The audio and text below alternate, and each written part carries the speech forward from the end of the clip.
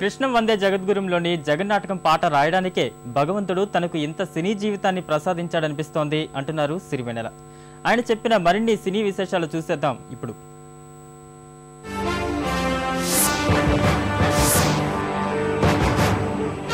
జరుగుతున్నది జగన్నాటకం. Pre climax లో lines that we speak to a villain confrontation లాగా, అంటే to use the most commercial way to tell what this, ఇది నాటకం కాదు. హిరణ్యకశిపుడులో అందుకనే అది నేను ప్రహ్లాదుడి నుంచి పక్కన తీసుకొచ్చి, హిరణ్యకశిపుడు ఎక్కడ దొరుకుతాడు, ఇందుగలడు అందులేడని సందేహం వలదైంది, అది ప్రహ్లాదుడి భాష. కానీ ప్రహ్లాదుడి భాష మాట్లాడట్లేదు, బీటెక్ భాష మాట్లాడుతున్నాను. నువ్వు నిలబడి నేలని అడుగు, నిన్ను అడుగు, నీలో ఉన్నాడు విష్ణు, సర్వవ్యాపి అనేటువంటి విష్ణువు నీలో ఉన్నాడు. వాడిని పైకి నేను అనుకుంటూ నేను నరుని రెండింటినీ కలుపు, నువ్వు నరహరు అని తెలుస్తుంది. Identify your self as Narahari. సినిమా ఫస్ట్ కథ చెప్పినప్పుడు ఆన్లైన్ ఆట మొత్తం చూశారు. మాట్లాడిన తర్వాత there are no two ways, గురువుగారు ఎగ్జాక్ట్ చెప్పిన అయితే ఈ సినిమా సూపర్ డూపర్ హిట్ అవుతుంది, లేకపోతే అసలు ఉండదు, సినిమా కనపడం కూడా కనపడదు. No two ways about it. అంత కఠినంగా ఎవరితోటి మాట్లాడు. ఇది ఒక్కసారి చూసినా సరే లైఫ్ లాంగ్ హాంట్. నిజానికి అలాంటి సినిమాలు తీసిన తెలుగు పరిశ్రమ ఇది. ప్రపంచం అందరికీ పాఠ్యగ్రంథాలు సినిమాలు తీసినటువంటి.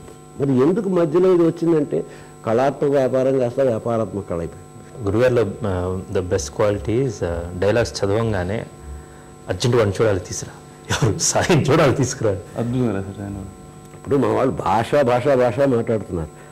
ఆ భాష ద్వారా ఇస్తున్నటువంటి భావం ఏమిటి, దాన్ని ఇవ్వటానికి భాషను ఎలా వినియోగించుకోవాలో తెలిసిన వాళ్ళు ఇంకా ఈ తరంలోనూ అందులోనూ అలాంటి యువకుల రూపంలో ఉందంటే అసలు చాలా పాజిటివ్ థింగ్స్ ఇవాళకి ఉన్నాయి.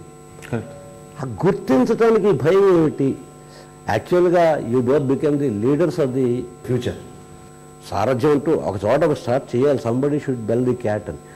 అందులో ఈ పాట రాయగలగటం, దానికి నిర్ణయించుకోవటం కూడా విపరీతమైన కన్సర్న్ హ్యుమానిటీ పట్ల.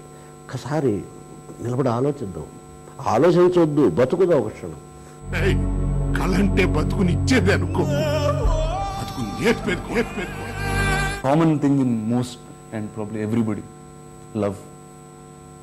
ఇప్పుడు ఇలాంటి ఒక పాట దశావతారాన్ని ఇంత అద్భుతంగా వర్ణిస్తూ మన జీవితం ఎలా ప్రయోగించాలన్నదే యూ జస్ట్ టోల్డ్ us. అలాంటి సేమ్ పెన్తో మీరు తీసుకుని ఈ పాట రాశారు, అరే పసిమనసా అని.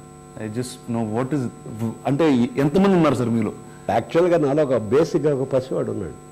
ఈ పసివాడితో పాటు ఇంకోడు ఉన్నాడు.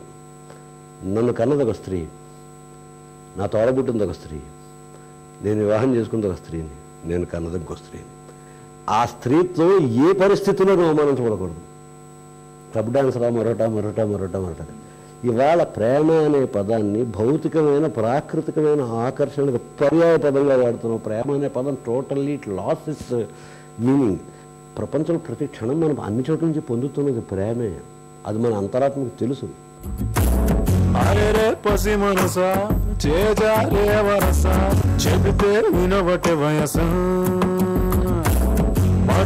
మొదటి దశ అటుపై దాని దిశ తెలపదు చిలిపి తమాషా. చూసిన తర్వాత that's what actually I felt. ఏదో లోక వ్యవహారంలో ఒక మర్యాద కొద్దీ పెద్దవాడి పిల్లలుగా మీరు మాట్లాడుతున్నారు, కానీ రాయటం గొప్ప తీయటం గొప్ప అంటే డెఫినెట్గా తీయటం చేయటం గొప్ప, రాయటం గట్ట. కారణం ఏంటంటే మనకి సంస్కృతంలో ఒక శ్లోకం ఉండింది, ఒకటి కాదు 2-3 ఉన్నాయి. కావ్యేషు నాటకం రమ్యం అని, నాటకాంతం హి సాహిత్యం. మొత్తం కళలన్నింటిలోకి, మానవుడి ప్రస్థానాలు అన్ని కళల్లోకి మోస్ట్ సుపీరియర్ ఆర్ట్ సాహిత్యం. అయితే ఈ సాహిత్యంలో చాలా గొప్పవాళ్ళు అనుకున్నారు, షేక్స్పియర్ కానీ కాళిదాసు కానీ. వీళ్ళు చాలామంది నాటకాలు రాశారు. ఎందుకు రాశారంటే నా ఇష్టం వచ్చిన భావాన్ని కల్పించి రాసేస్తాను, దానికి ఆకృతిని చూపించి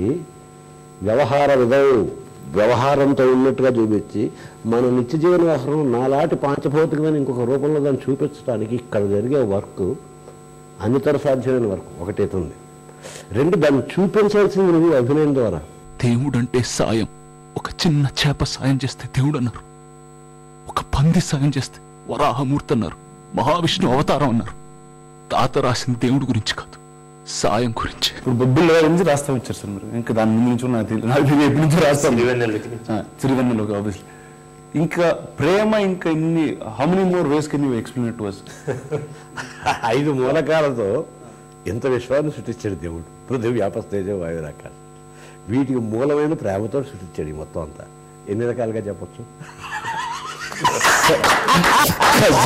నాకు నువ్వు వస్తానంటే వద్దంటాను ఆ సాంగ్ ఒకటి ఉంటుంది, ఆకాశం తాకేలా వడగాల ఈ నెల. ఎక్స్ట్రాడినరీ. సూపర్. అంటే మన సినిమాలో అరేరే పసి మనస లాస్ట్ లైన్ అన్నమాట, ఏదో అయోమయం అయినా మహాప్రియం దాన్నే కదా మనం ప్రేమ అంటాం.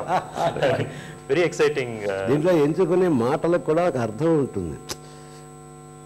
అయోమయం అంటే ఆ మిస్టిసిజం, ఆ అబ్స్క్యూరిజం, కనపడదు. ఆ కనపడదు మనం నిత్యం అనుభవిస్తున్నాం ప్రేమని. సూర్యుడి వేడిలో అనుభవిస్తున్నాం, మంచులో అనుభవిస్తున్నాం, వానలో అనుభవిస్తున్నాం, నేల వాసనలో అనుభవిస్తున్నాం. ఈ పర్టికులర్ దానిలో ఎందుకు ప్రేమ అనుకున్న జీవితం వన్ చాప్టర్. ఇది ఒక పవర్ఫుల్ అలే. ఎగరి సముద్రంలో ఎన్ని అలలు ఉంటాయంటే లక్షలలో ఉంటాయి. జీవితం కూడా అలాంటి. జీవితం ఒక మహాసముద్రం అయితే అందులో ఒక పెద్ద కెరటం అనుకోపోని.